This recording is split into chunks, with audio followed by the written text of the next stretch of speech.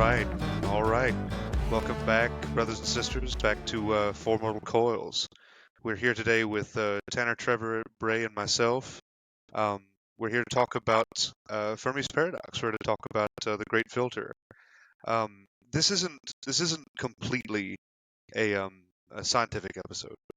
Uh, Maybe even depending on the nature of the conversation, not even halfway a scientific episode.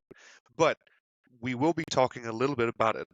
So if you're interested, stay tuned. So, the Great Filter, what is it? Somebody talk to me. What do you think whenever you uh, consider the Great Filter? Whenever you talk about Fermi's Paradox, what comes to mind, Trevor? Yeah. Well, whenever I think of the Fermi Paradox, I think of what leads to the problem. Basically, like the whole reason why the Fermi Paradox exists is it's the proposition that, or uh, it's the way of approaching the problem of why isn't there alien life everywhere? Why don't we live in a sort of Star Trek sort of a situation? Why isn't there intelligent life spread across the galaxy? Why aren't we receiving any signals from anywhere? And then based on that presupposition that that's something that ought to be happening, you look for possible answers as to why that isn't. And one of which, for the answers to the Fermi paradox, is the idea of the great filter, or just a filter, let's just say. There is something that happens at some stage in life. If you can base upon the presupposition that all life will eventually find its way towards some sort of intelligence equivalent to our own, something gets in the way of that, such as like the jump from prokaryotic life to eukaryotic life is maybe extremely rare, and that's sort of a filter in its own. Maybe all civilizations that reach our point are eventually destroy themselves. That's like the one, whenever people think of the great filter, that's one of the things people often think about. But for me personally, whenever I think about this problem, I usually think of like the scaffolding or like the underlying presuppositions of the problem, to me, kind of fall apart. That is to say, I don't necessarily think that it's necessarily true that you'll find yourself with life such as ours. Like, I don't think, maybe it's a probability thing, but I just see us as just a random occurrence. There's no particular reason why life would become what you and I would consider consciousness, or ourselves, or humans with opposable thumbs creating buildings. I think it's sort of arbitrary.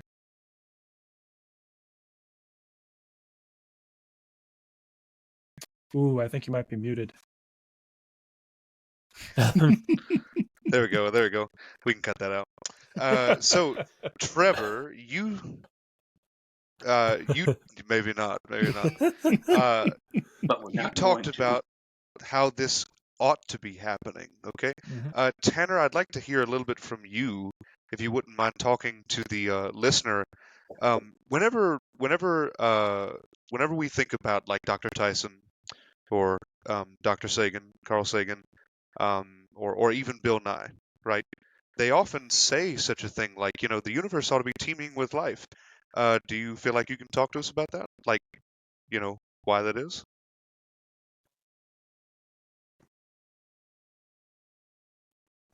Well, in my personal opinion, the universe most likely could be teeming with life. The issue we have is the distances between pretty much every observable point that we can, observe, are so vast that we can't even begin to comprehend the part of infinity we even occupy. So to say that the universe isn't teeming with life might be a bit of an overreach, logically, because surely if we have an infinite expanse to work with, then it would beget that, well, surely life must exist elsewhere. Surely we can't be special. The universe has to be homogeneous on the scale. I mean, cosmically, it has to be. It's fundamental. But we simply will never be able to, one, interact, and two, observe them, simply because if they don't occupy the sphere we already inhabit, then we'll never be able to interact with them because we can never leave this sphere. We are bound by fundamental, limits on everything, the speed of light, etc. And then the expansion of the universe itself would make it nearly impossible because it's expanding at a rate faster than that which light can travel. So on the scale we would be traveling, there'd be absolutely no way of us ever even getting to a midpoint, because by the time we travel to a fixed point, that distance will have increased in span. So I do believe life exists elsewhere. Maybe not life similar to us, maybe not intelligent life similar to us, but certainly it must exist, but we will never be able to interact with it. So Our basically, it might as FTL well engines not are too exist. small. Our rate of expansion is too big. Yeah. So for those listening, The final frontier. I'd like to talk briefly about the Drake equation, I believe it's called. I was hoping Tanner might bring this up a little bit, but you know, everything that he's talking about can be actually pretty easily condensed in something called the Drake equation. You should look it up if you have never. But all it is a simple, very tiny exercise in probabilities. For those of us who don't know, let's say that you have a dice that will roll 6 sides and another dice that will roll 6 sides. What's the probability that they both turn up 6 or both turn up 1s or whatever? Any situation you can think of has a 1 in 36 chance of happening. 1 in 6 times 1 in 6. So for those of us who now understand that, the idea about the Drake equation is that it's just a lot of those probabilities multiplied by each other, and it suggests that the universe should really have a lot going on when it comes to like other biospheres and other planets, but we see no evidence of that, and something to chew on while we continue. Bray, I'd like to ask you a question. So, would it be fair to say that you're the least scientifically educated on the podcast? I feel like the least scientifically educated person on the podcast. Oh no! Yeah. That was Would it my be grade fair to filter state was you're a dropping out of peon? STEM. There you Oh go. my gosh! But look, I don't mean to call you out so bad. Why did I bring that up? All right, I want to know from you, someone who might have had a passing glance at what we're talking about, but maybe not a lot more than that. In other words, speak for the common person. What do you think is the most likely great filter? Let me just And by the way, pull the dear rug listener, out from underneath you before yeah, you dear listener, I'm answer the also like question. really messing with Bray. Okay, I'm not. Let's see. What do I think the most likely reason why we don't see life everywhere? Exactly. What do you think is the most likely reason why we will never see alien life? Speak, pleb. You know. Well, so for example, like what what Tanner was talking about, like I completely understand. Like that is Yeah. that it's no like, you know, I'm no stranger to the physical problem of it. I think I don't know. I think there's a great deal to be said about the particular unique development of, oh gosh, and I'm going to sound like such a big pile of hubris when I say this. Yeah. But if I'm speaking for the common person, then I suppose I'd have to say something like, well, first of all, like life itself seems to be something that's very difficult to, you know, occur or emerge, so to speak. I don't know how far we want to get into an abiogenesis discussion, but just life itself, like a single-celled organism, even is like, whoa. Not to mention where we are now. Not to say that human beings are any more evolved than anything else. It's just that we happen to have developed language and, sort of this higher intelligence to where we can like understand our own mortality or understand that there's a world beyond just what we can see with our senses or, whatever. But to find something like that, I think would be absolutely extraordinary, like the most incredible discovery ever made. But I think it's far more likely that if we do discover life, it's not going to be something that's like, I saw it from my super mega giant Earth telescope. It would be like, oh, we found some shit floating around in ice on such and such. It's nothing that's observable or measurable from Behold, us sitting, plankton. comfortably in our chairs here on Earth. Even plankton would be fucking mental. Like if It you would- found it would something be like that on absurd. Neptune, you would Oh, right. literally. Well, not plankton. Yeah, because I but mean, something even equivalent. those discoveries alone, like just the discovery of I'm a person who's like incredibly partial to the discoveries we've made on Mars already, but topographically, and I guess a lot of people speculatively about ice and potential for water and things like that. And it's like, well, if you got water.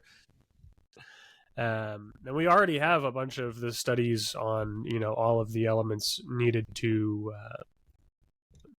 what am I trying to Compose say? life, supposedly. Yeah, it's amino acid production. Yeah.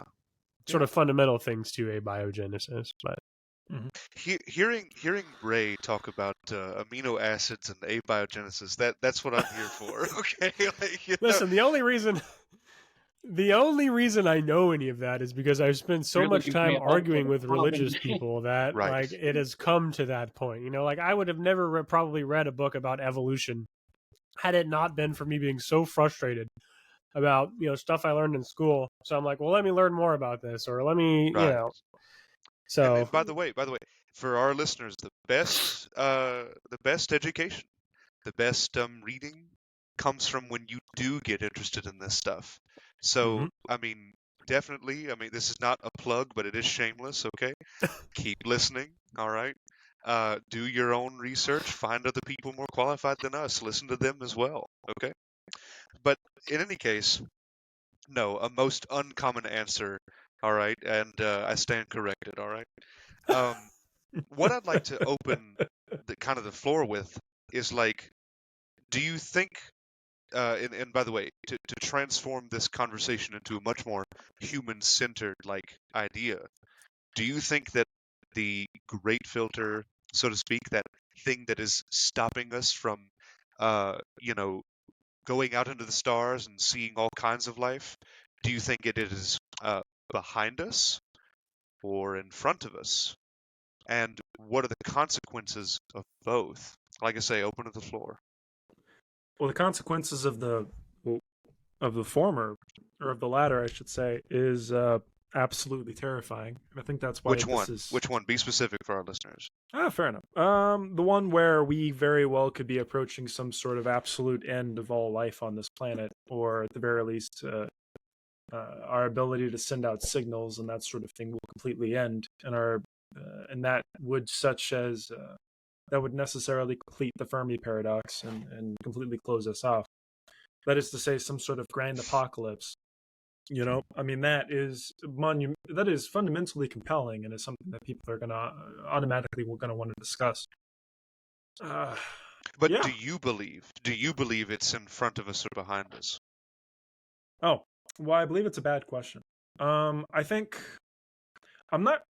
The more I've gone into this, the more I've really thought about this and life and its relationship to what is around what life is, the more I found myself feeling that the nature of what humans are is incredibly arbitrary. This kind of reminds me of that one book. What's it called? I think it was Cosmos. If you read Cosmos by Carl Sagan, in the first chapter, in the preface, in that whole section, he spends a good while. No, actually, that wasn't that one. It was another book of his. I believe it was the one about just Mars and the moon. Praise the Lord. It was the future. It was it was the next 3 centuries of history. Like in the next 300 years, Carl Sagan believes will occur. Really interesting book. I want to find the name. I'll mention it eventually. But essentially, something Red Planet. I bet. I have no idea which book you're talking about, though. Is it Big Red Planet? Or, that's a beautiful name, whatever that is. I can't remember. Oh, a Pale Blue Dot. That's what it was. Pale Blue Dot. Yeah. I just saw it over there on my bookshelf. So it's not quite about it. Damn. It's not quite about just Mars, I guess. Little Big Red Planet. Yeah. And in the preface, he spends an entire section of the book just talking about how small humans are. And he starts first with like the nature of Earth being the center of the universe and humans being fundamentally a thing made for humans, that sort of thing. And then he takes a step back and goes, and then eventually we found ourselves realizing that we were one planet in a solar system. And then that solar system became this one thing in the center of space to just one tiny little blip on a spiral arm of a galaxy, which is itself quite minute. And then like life became this thing where like humans were this separate ordeal that were separated and above all of animal life. It was all of life being our jurisdiction. So suddenly realizing we were just one arm of an arm of an arm of an evolutionary tract which includes all of life within the planet. And when I read that book and I really thought about it, I came to realize, I suppose a better term would be worry, that our idea of the Fermi Paradox, the presupposition that, well, why isn't there life everywhere, is a sort of further extent of that anthropomorphization, however you say that, of not only human life, but just life and its place in the galaxy and its place in the universe. And it seems to me that this idea that there's some sort of great filter that will take care of this and solve the problem is presupposed in the idea that life ought to exist everywhere, and not only life, but intelligent life. When in fact, this is just a very, very, very, very random turn of events that occurred at this one place at this one time. It's extremely arbitrary to me. I don't see any particular reason why radio signal sending beings with whatever appendages they have would exist across the galaxy. I think all four of us would agree that the idea that there would be a Star Trek sort of situation where the aliens next door are Vulcans, which are just humans with pointy ears that live a little bit longer and have a predilection towards logic, you know. I think we'd all agree. So do I. But I think we'll all agree that that is strange. And I think if you take that a step further, you also realize that the idea that the strange aliens in my favorite sci-fi book, Rendezvous with Rama by Arthur C. Clarke, and that one, the aliens are quite strange, extremely strange, really similar to The Arrival, if anyone has seen that movie. Like the aliens in that movie, very similar to those aliens. So they're extremely strange. But to me, even that is itself just another anthropomorphism. I can't say that word. Anthropomorphism. Anthropomorphism. Thank you. It's just another one of those. Like the idea that this intelligence that you and I possess is somehow in our way of conceptualizing reality, and this life distinction exists unilaterally across the universe in little spurts all over the place to such an extent that we would receive radio waves, is to me a strange one, and just another further extent of something that Carl Sagan would say we need to let go of if you take his point of view to its logical conclusions. Okay. I feel compelled to bring something up. Especially in the absence of any rebuttal. All right. So, Trevor, I mean, like, what do you say to the fact that life originated on this planet, early? That is early to say in its that geological development. Oh, I see. Well, it makes no difference to me when it begins and where it begins. It must be a very comfortable position, I think. I mean, suffice to say it began. I see what it only you're had trying to happen once. It only had to happen once. That's right. I see what you're trying to say. Basically, this planet, it has a very long. It's existed for a long time. 4 billion years, right? 4 billion years. And whoa, I don't know where you guys are getting your facts from, but I think that's closer to 6. No. Hey, look! We ran the stats. I don't know where you're the getting all this evolution right stuff from. Well, yeah, I see what you're trying to say. The assertion is that the planet is rather old, and early in its development is when life began. And that is to say that there's reason to believe that planets in their early development, if it happens early, then life begins. Life starts, and it can start in many different places. And just like that, you have to ask questions of, well, where are the filters? And then just like that, you can instantiate the idea of the great filters, and there being like a series of filters in a row, such as the transition, like I said earlier, from prokaryotic to eukaryotic life is one, and then another one being, I don't know, what is it? The Industrial Revolution, and it's the Unabomber. That whole and its consequences. Yeah, thank and you. its consequences, right? I saw So it. And its Yeah. yeah. consequences. So look, like Ted Kaczynski. I'm very happy you brought it up. Like in my mind, it's all but certain that there are great barriers to life that we have passed up, and those that we are going to pass. Hmm. And while that sounds too black and white, it's just think of it this way. It's just dichotomous. You know, we're in what we were in that time, but we will be in that time. Like, you know, there's nothing else to parse out there, so to speak. We're either back then or now, or in the future rather. Mhm. So what I'm trying to say is, like, if life matters is not the question, so to speak. Mhm. We're asking, like, what great filters hinder the progress of life, and progress not to be meant as in, like, you know, the more life the better. Who's to say that that's better? In fact, as we've said on the show many times, the laws of the universe are trying to break you down right now. They're trying to decompose you right now. It's just that, you know, you live in a stable enough energy state to stay where you are.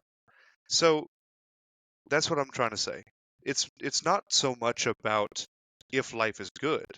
It's just if life is common. And it seems to be like, okay, it should be common. Looking around, we should see it, but we don't. So what's the uncommon part? Yeah, what's the uncommon part? So Me chiming in to explain it like I'm 5. yeah, there you go. There you go. Well, I So think to bring it a little more closer than 4 billion years. yeah, maybe I think we could redress this, Bray, and this might be where you're trying to get it to. Maybe we could redress this as what great filters is it possible that we might face? You know, oh, that we might face. Okay, that I'm talking about me, Tanner, Bray, and Trevor here. You know, in the future. yeah, in the near future. Yeah, within our lifetimes, I think. Yeah, Well, maybe in the certainly. next 100 years. Yeah, that's on the list. Tanner, of course, would be the one that Well, I'm said glad you said that nuclear because I holocaust. think I might have forgot about that one. Yep. We are still we're still 90 Well, seconds to I midnight, by the way. can. I think. I mean, I No. personally have no fear of the universe at large wiping us out. I mean, we're a statistical anomaly to even begin with. It's a miracle we've made it this far in the grand scheme of things. So if a stray meteor wipes us out, so be it. The I disagree. universe doesn't care about our existence in any capacity. It has no capacity to care. I agree. What Tanner. scares me Well, I do is want to say human one thing to that. narcissism and selfishness. I agree. I do agree That's with your the final filter we're assertion, but going I to will say face, that you are our of the own universe. hubris wiping You are not us out. separate from the universe. You are a part of it. And the fact that you care about things necessarily means that the universe cares in some sense. Oh, I great. agree Now with the Trevor. panentheist wants to preach to us. Okay. I but, care about you, Tanner. Yeah. But Bray, you were saying. Trevor, can you... What was I saying?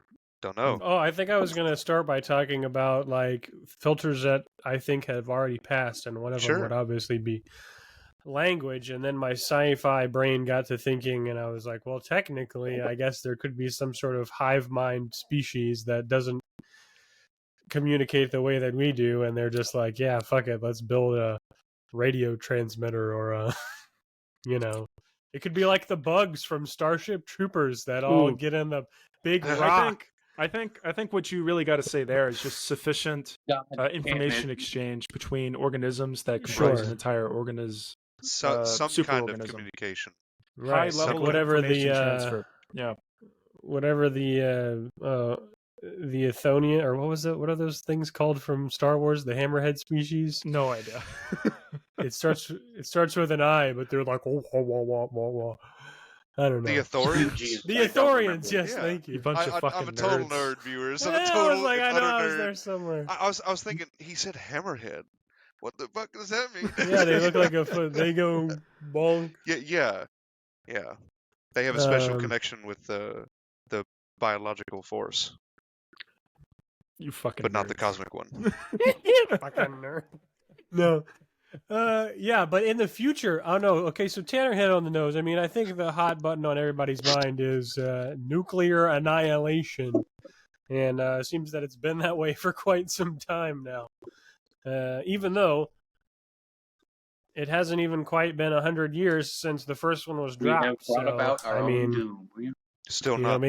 maybe we'll have a centennial reenactment.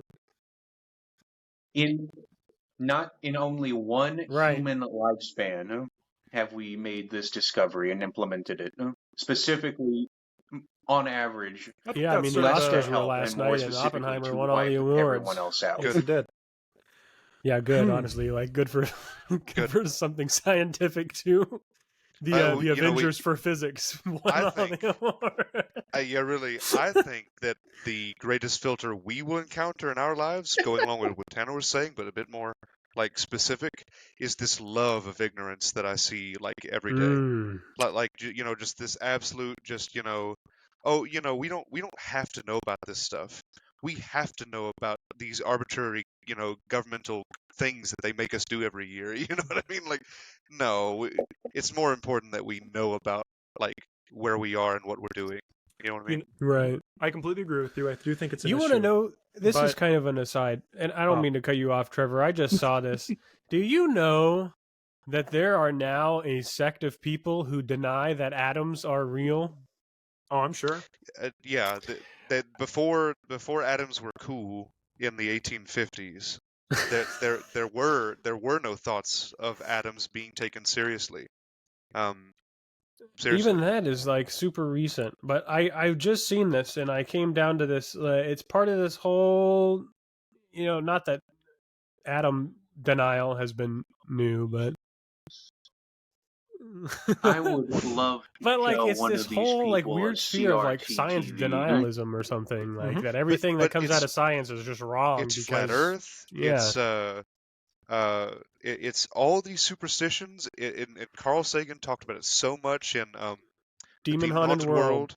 You need to go read it immediately.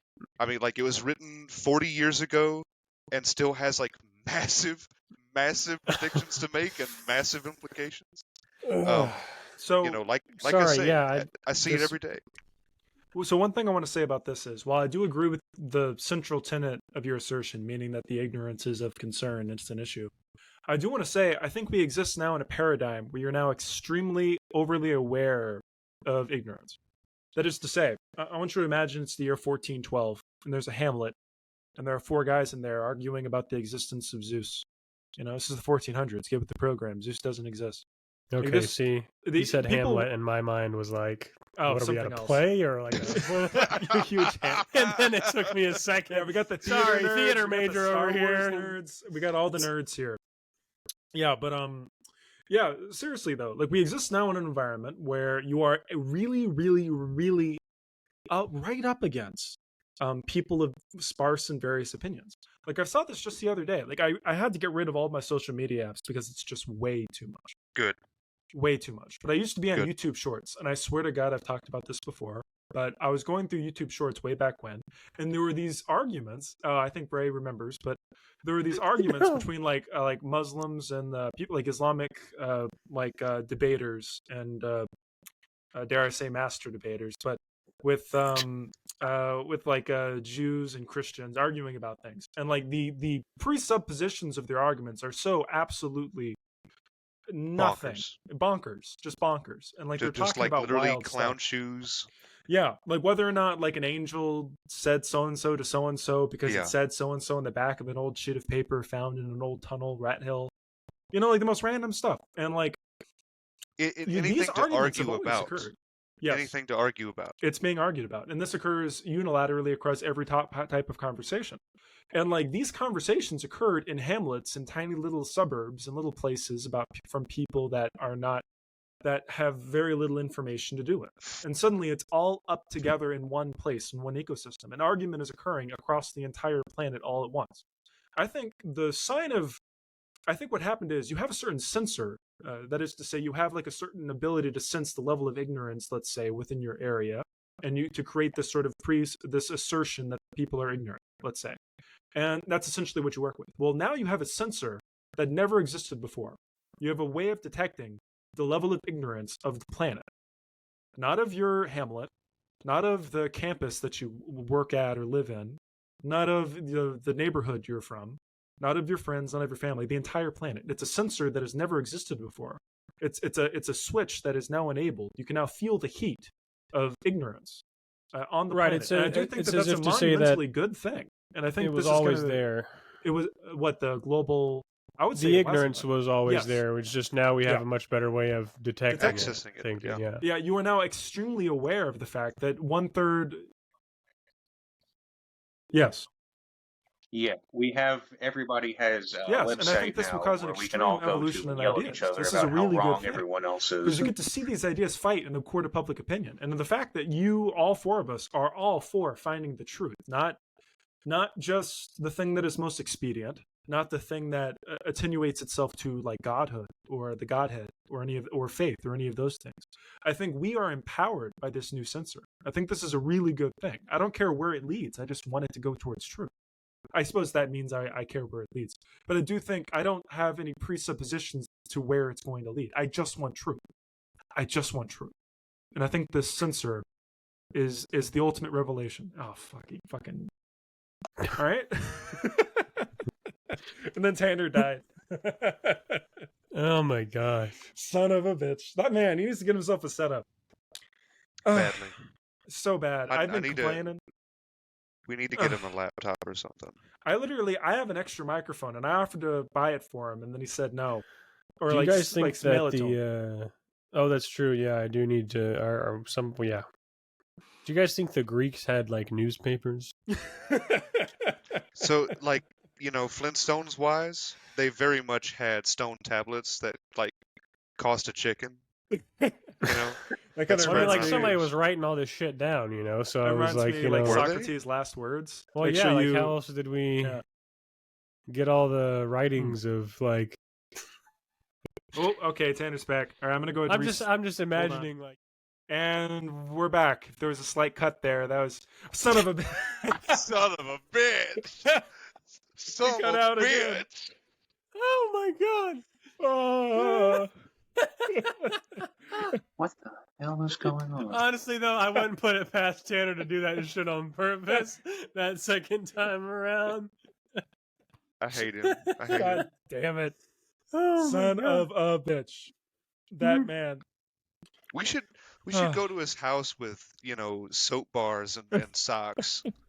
It needs to happen. He'd be the first to tell you it needs to happen. I'm telling you. Unplugging and plugging back in Tanner's Ethernet cable. Nosferatu. Son of a bitch. Man. He's gonna join. By the way, while we have a free moment here, Keegan and I are celebrating the equinox as kind of in a rebellion against Easter. What does that entail? He's back. Yeah, there you go. Yeah, I could see all of you, though I don't know what the hell was going on. Yeah. We've been trying to reach you about your car's extended warranty. We're going to take your new car and flip it twice. Get a bunch of soap. Put a bunch of soap into a bunch of socks and then beat you with it. It's important. It'll build character. Yeah, it will. Anyhow, we were trying to talk about a great argument across the planet, I believe. So here's my thing. I'm a teacher. I'm literally, my whole job is literally to raise the consciousness of these young people. Okay? And so like it never ceases to amaze me how much prejudice is given to children. Not given against them, given to them. So what I mean to say is, like, as a child myself, I did not understand how much prejudice my parents and my extended family unit were literally instructing me on how to use. how much prejudice they were given to me against things like science and technology and education. Those little small things that generate generational wealth. Small things. So what I'm trying to say here is like I think that the children, the students, I mean they're young adults, the students that I teach every day, I really think that they're less ignorant than I was at their age. But I think they're less ignorant than everybody was at their age, when I was their age. They're more tolerant. Uh, they they see people that aren't quite like them every day, and at school, and they really take that to heart. That's right. But some of the more like just absolutely pernicious, I mean, just sticky prejudices that stay on them, that literally just stick to them from their parents, is a dislike of science. I spend so much of my year with them, so much of my 9 months with them, and like the first time I see them, which is their first chemistry class, convincing them that science works for them, not the other way around. Like the process is for them. It's for the next generation of humans. It's for all these things. It's for solving our problems, which we have. And I keep trying to convince them the jobs that they will one day do have not yet been invented. I mean, it's ridiculous the level of change we go through in science and technology at this stage and time in human development. And it's only going to get worse. So, we can talk about that being a great filter for sure. I just, I feel like my profession colors me towards that one though, like gives me a bias. Like I'm really, no. really hyper conscious, hyper vigilant about this ignorance. Listen, I mean, I'll be the first one to say that I've said it a million times, and I get it from other people that science is the best thing that we've got for figuring out what the hell is going on. It's the single greatest attitude we have against right. problems. And people have tried to put out other methods for, figuring out what's going on Theology. in reality. They always fall flat. Yep. So science is the best we've got. It's gotten us the laundry. The laundry list is what I was saying, but the list of things that it has accomplished and gotten us through is immense. You would be a fool to run from it or hide from it. And I think there's plenty of reasons why people do that, but none of them are any good. So yeah, I think truthfully, like I'm not sure how to phrase this because I'm the great filter. Like an embrace of science globally will definitely be a contributing factor to whether or not our we human survive. Civilization continues. Yes. Yeah.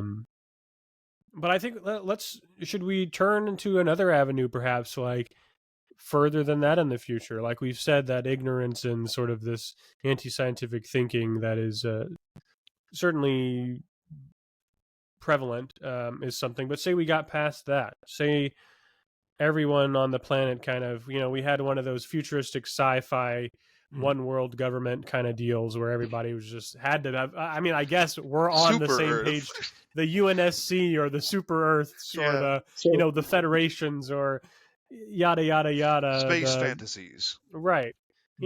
Clearly there is a, for some reason, typically white government that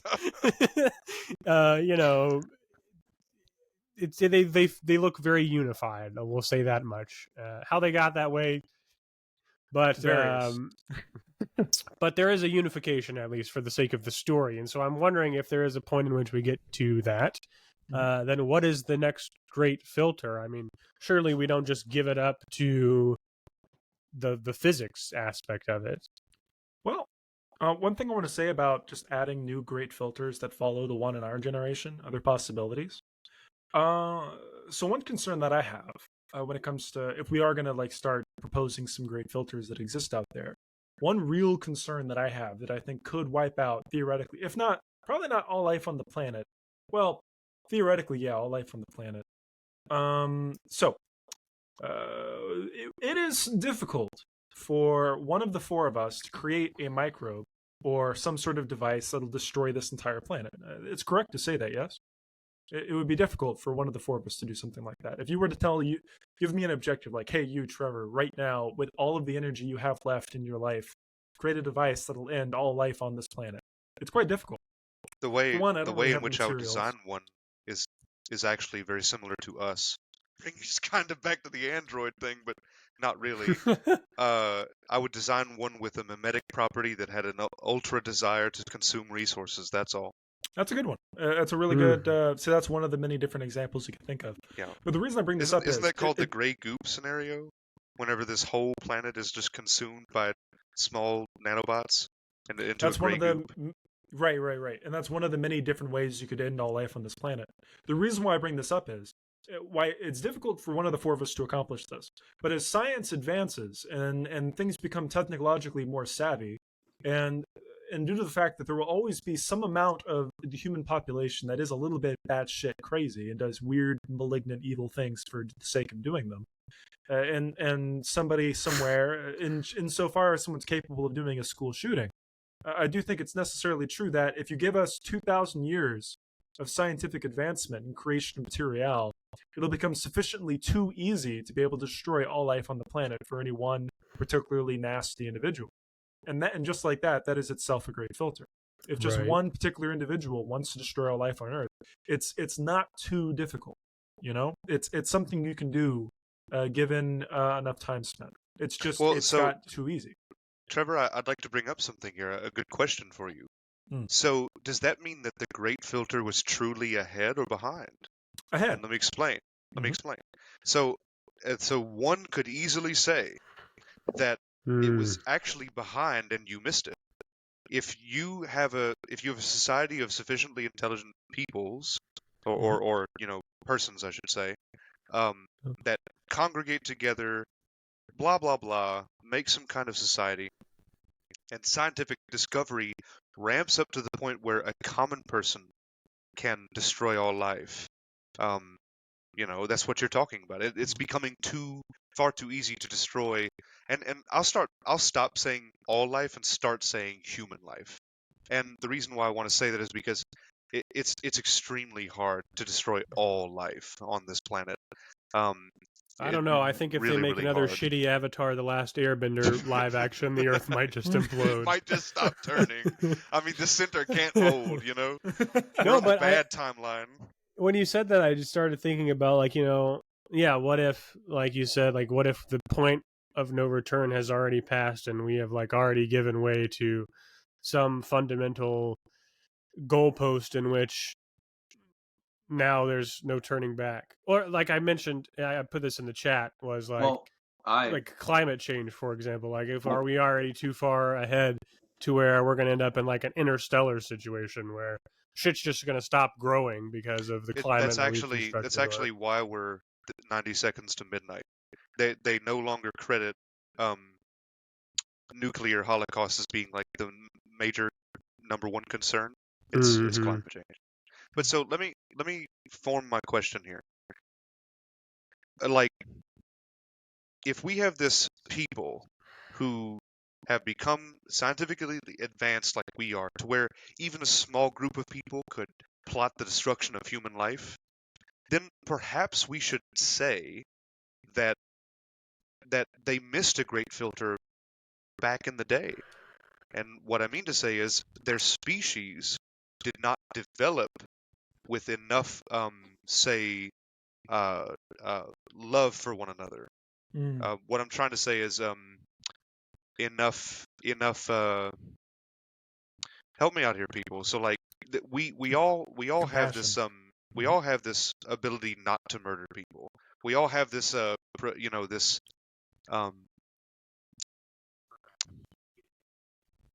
well, yeah, certainly. But why am I struggling so hard with words?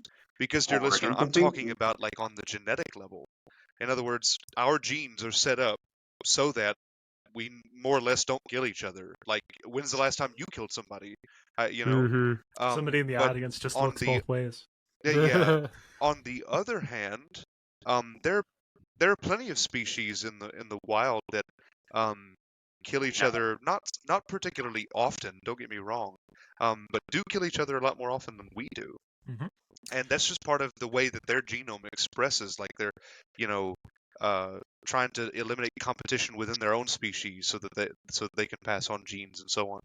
But so what I'm trying to say is, who's to say that the filter isn't behind them, the species that makes this doomsday, that they were not compassionate enough for each other, that they didn't evolve to have that compassion, so to speak.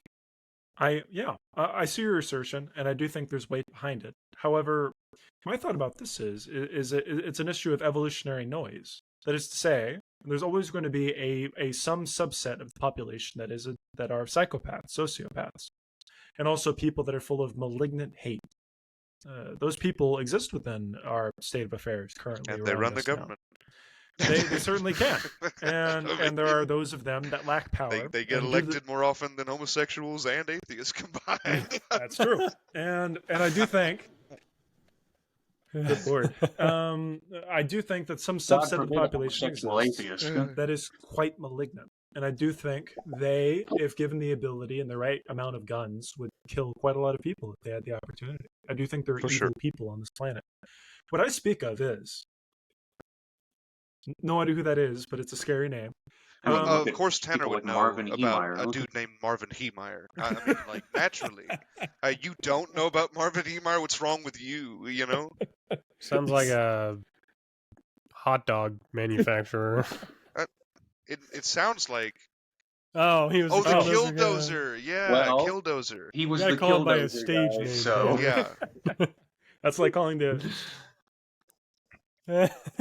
Tanner I mean, and his domestic Tanner's got, terrorist. come like, on, people, Tanner's got come one of on, those old domestic desks terrorists. with the thing that pulls out and has, like, the shorthanded, like, you know, numbers and shit to call, What? you know what I'm talking about? Oh, the Rolodex? Yeah, he's got a Rolodex with all the domestic terrorists that have ever been in the U.S. Like, you know, That's I right. mean, it's bad. For Tanner's birthday. Mm-hmm. Uh-huh. I mean, we've Whoa, got whoa, hey, that's controversial right Oh, there man. in our time. Jefferson Name Davis, non-controversial terrorists. They were please. literally traitors. No, That's hey, that's my heritage, Tanner. Oh my god! I recently followed back into my ancestry. hope Like not. I followed back a full ancestry report for my last name, and like I literally went back 30 generations. I even connected my last name to what's his name, something Chadwick, the guy who discovered the neutron. I was so honored. Yeah. I was. I found the James Chadwick. I discovered. Yeah. I'm related to him. Like if you follow back my last James name. Chadwick. Oh, no, I wouldn't have guessed. Yeah. Oh yeah, I wouldn't have guessed that. This son of a bitch. You know, Anyway. we all have royal genetic. Oh yeah, we're all we all have related royal to- genetic things in our blood. Charlemagne almost. is in within all four of us, or at the very least highly likely to be. Yep.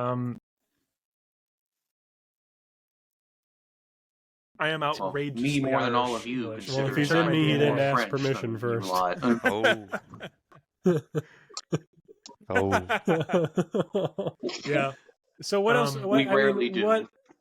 Oh, I'm I was sure- going to mention this, and then I remembered that thing. So what I was going to say is, there's always a amount of random noise in the population. It's almost like an evolutionary tidbit of humans. Like, there's always going to be a subset that are born sociopaths and psychopaths because they serve their own purpose. As weird as that sounds, find yourself in a war, and you can make use of the psychopaths as you will. I do think a certain amount of malignant people will exist within the state of affairs. And what I'm saying is, and the reason why I brought up this great filter being this, is that I think eventually it will in fact reach a point where it'll be too easy for these subset of the population to destroy the entire population. If you admit the existence of psychopaths and malignant individuals, and the idea that you can't just evolve them out within the next 400 years, then I think you admit the possibility that in the next 400 years, one of them will create a COVID-like thing and kill all of us. You know, See, this it's is why possible. the God Emperor of Dune had to repress humanity like for 1,000 actual years. You said we couldn't breed it out in 400. He said, "Well, I mean, give me a couple thousand, you know." Yeah, dude, that That- fucking book series. My God, I read that's the first nuts. one literally cover to cover within like 2 days. I just had to flip. Yeah. It was way too good. Like the weird Nietzsche, Zen Buddhist sort of weird mumbo jumbo Oh in yeah. there. It was delicious. I ate it up like it was syrupy heroin. It was too But I much. mean, like, it's hot topic right now. So, Mm. let's go ahead and mention Dune 2, you know what I'm saying? I still haven't seen it. We Shameless should do a plug, watching shameless party. plug. I'm going to see it Wednesday. Dude, Uh-huh. I'm telling you, you don't think that they can outdo the costumes in the first one? They outdo the costumes in the first one. It's truly absurd. Like, Okay, well, it's I did have nuts. something like there's no Spice Guild in there. Okay, so look, I was disappointed that we didn't see a Spice Guild navigator, but I'm Mhm. also very happy that they keep putting them up in these like really artistic ways, like there's some greater force, moving them from place to place, you know what I mean? That we don't Okay. get to see, you know what I mean? I think it's tasteful. Yeah. I see your point. If you really put it out in the open way too early, it kind of removes the mystique of it. Yeah, I see your point. I hope that they show it to us in the third and final bit, the Space Guild, like how much control they have and so on. And then we'll get a television series for all of No, the no. all of it. we are gonna cut it off at Paul. I'm telling you, everything I really after hope that so. is right out. You sure you don't want X or A through Z of Dune on Disney Plus or something? We're gonna end up with the I'm shitty good. sequels made by his son. Like the 12 books that he Right. wrote That's afterward. that's exactly what That's I'm what we're gonna end up with. talking about. Anyway, great filter stuff. Well, yeah. So but seriously, when Frank Herbert thought about the problem of the Great Filter, maybe he didn't even know what to call it, but he knew at some level that the universe is not a kind place, right? So what did he think had to happen? He thought that a genuine worm god had to come and save us. Like he genuinely thought that he had to subsume humanity into this like low level of existence to abuse them so horribly for like 1,000 years that they would he would squeeze the Ubermensch out of that population. Someone who could rise above that level of turmoil. That's like what the kind of idea was. It's nuts. But I mean, you can see where he's going with this. You can see what he's trying to say. Like hard Sure. times make such good people. Hard times make strong men. Strong men Yeah, make weak blah, blah, blah. times. The hardest choices require the strongest will. Soft men make me hard. I just fucking knew Yeah, I don't know. It is something to think about. Like, I don't know how much we already just don't trust a random person on the street. Just, I don't know, with anything. Well, And then it's I'll invite Hitchens to play again. Like, did they come out of a prayer meeting or not? Well, You know. yeah, that's the first thing I thought of when Shara brought up the whole idea of like scientific, just like, oh, somebody found the recipe for atomic bombs and nuclear enrichment online because somebody figured out how to make an artificial intelligence tell them everything about it. And then all of a sudden we've got like a Heaven's Gate 2 electric boogaloo, except exactly. this time You see my everybody's point going with exactly, them.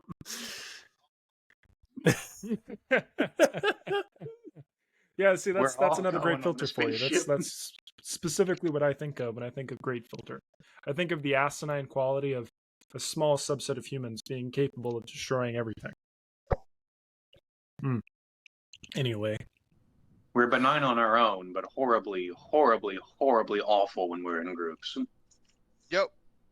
I tell my students probably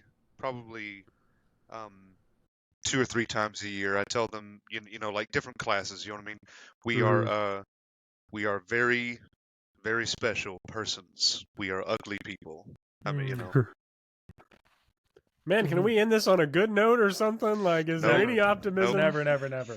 No. So look.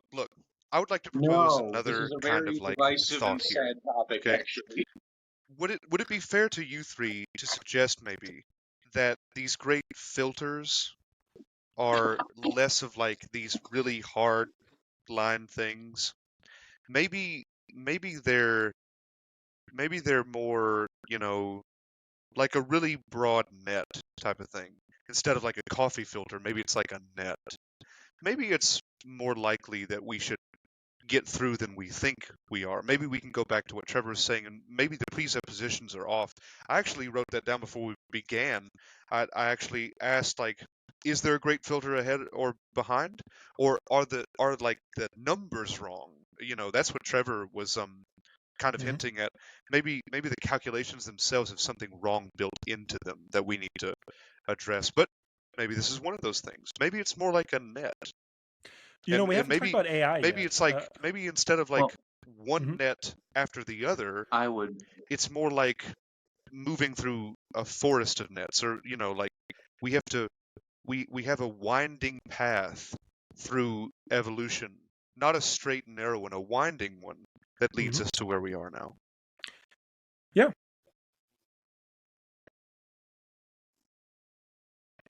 Yeah, I mean, I would say that at the beginning, we already found our end. Once the human consciousness developed an ego, it was pretty much, we've sealed our fate. I mean, we're, like it or not, I mean, we can all argue opposite to it, but we're, on at least our most basic level, self-centered about our own survival.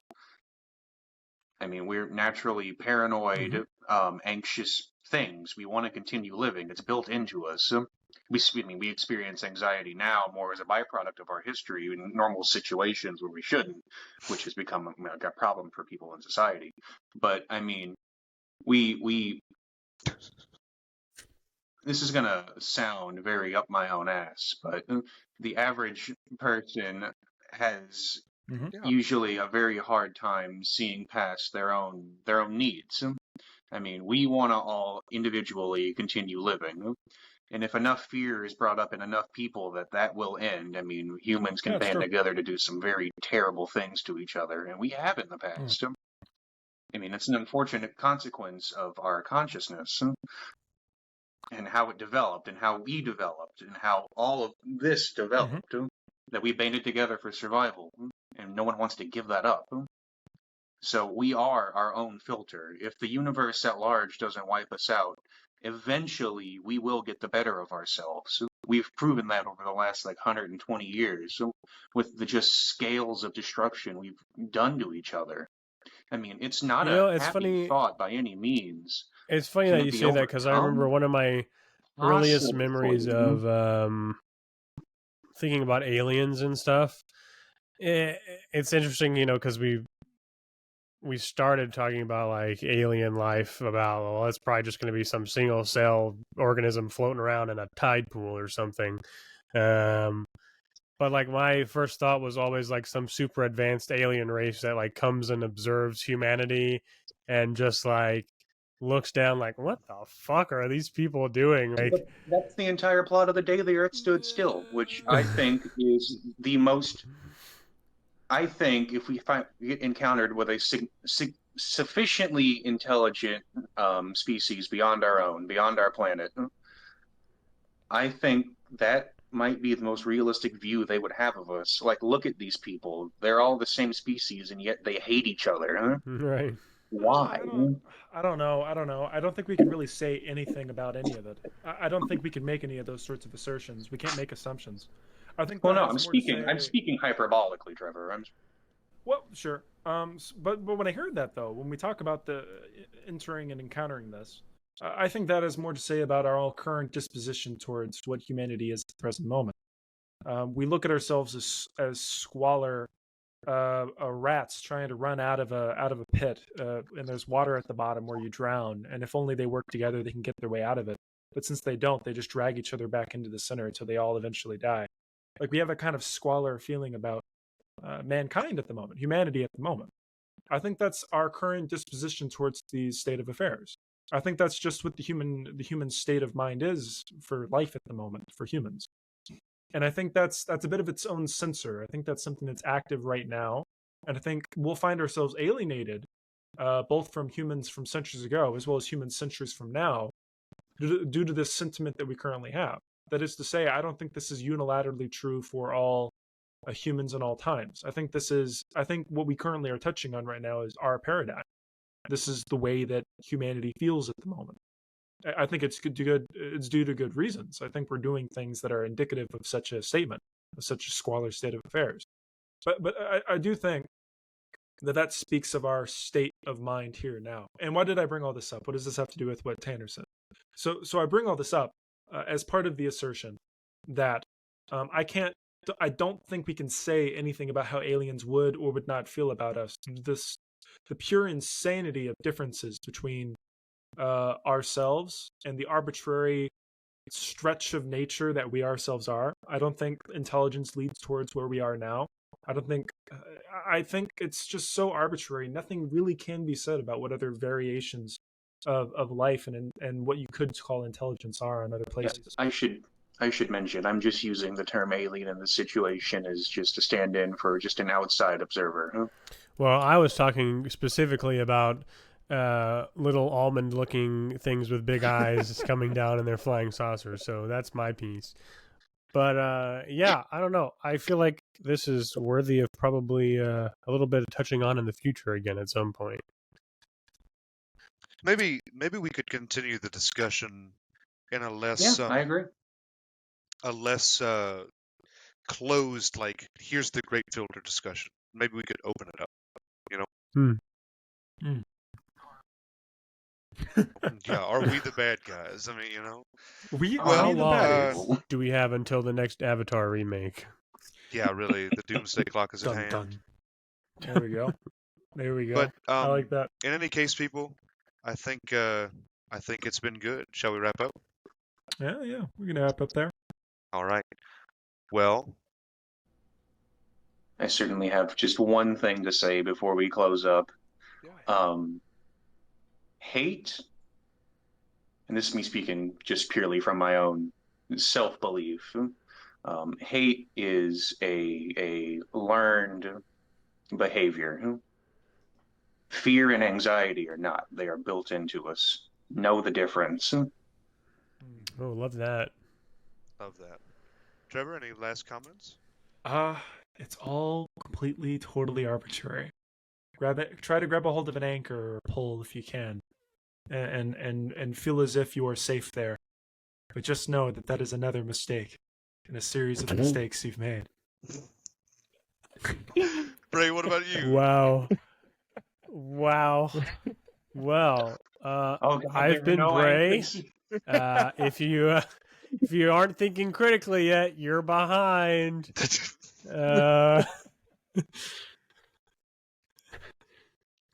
You look for certainty. Well, yes. It has been Four Mortal Coils, people. As my final and last remarks, as always, take care of each other. If there's one message that we cannot just say enough, we come back to it literally every episode. It feels like take care of each other. No matter where the great filter is, we got past it, or we're gonna get past it by taking care of each other. I mean that. Y'all be good.